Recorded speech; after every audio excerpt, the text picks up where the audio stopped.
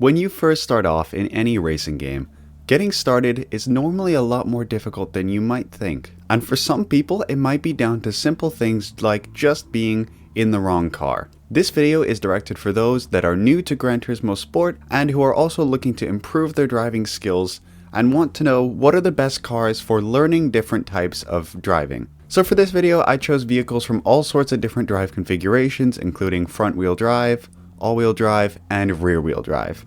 I'm going to order this list from number 10 being the most easy to drive to number 1 to being still easy to drive, but will be a little more challenging in order to help you grow as a driver.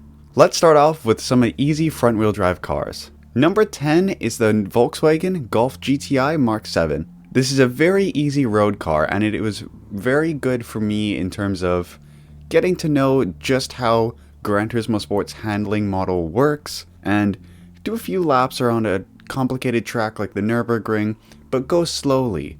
So start off slowly and start to really learn the physics of the game and how the car responds. When you're ready to take the next step, I would move up to the Audi TT Cup from 2016. This car has very similar handling characteristics to the Golf, but it has a race car feel to it because it has slick tires, full wings and aero, and it is a much more race and grip oriented car. Number 8 is our first all-wheel drive car with the Mazda ATENZA Group 4. This is one of the slower cars in the Group 4 class, but it will really get you used to having a much more aero and grip focused package than a road car.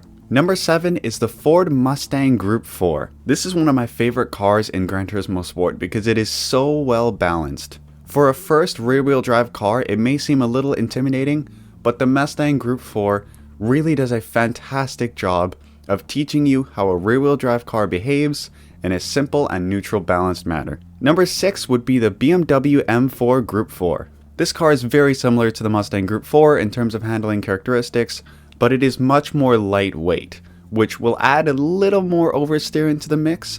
But again, I wanted to add a few cars that will challenge you a little bit, so this is that first challenge.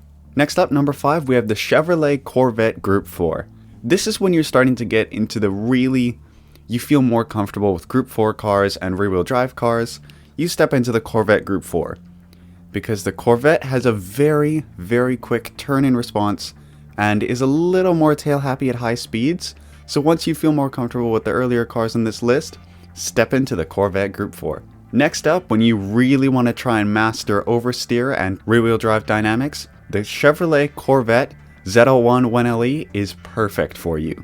It still has just enough aero to keep you from spinning off of the track, but it is a fantastic handling car. And trust me, it will really teach you how to control a drift.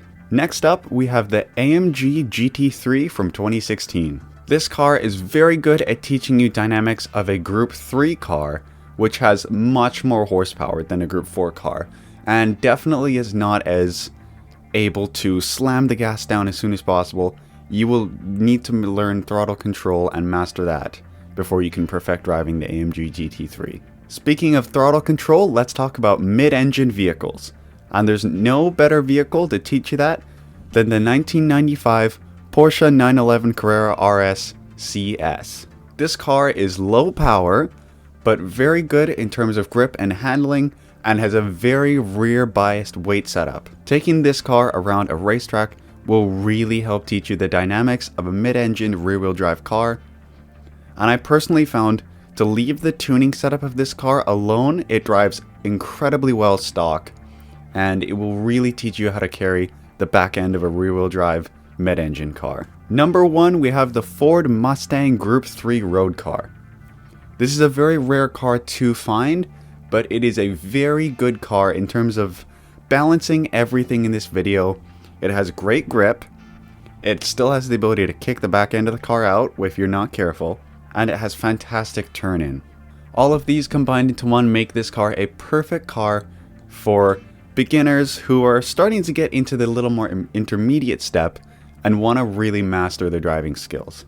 Alright guys, so that is it for this quick little video. I wanted to make this one as a really for the beginners who are getting into Gran Turismo Sport, or even some of the more intermediate players that just want to experience different types of vehicles and kind of master their driving.